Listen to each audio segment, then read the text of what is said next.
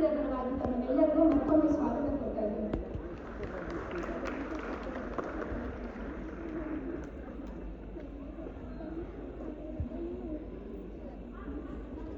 ಎಲ್ಲರಿಗೂ ನಮಸ್ಕಾರ.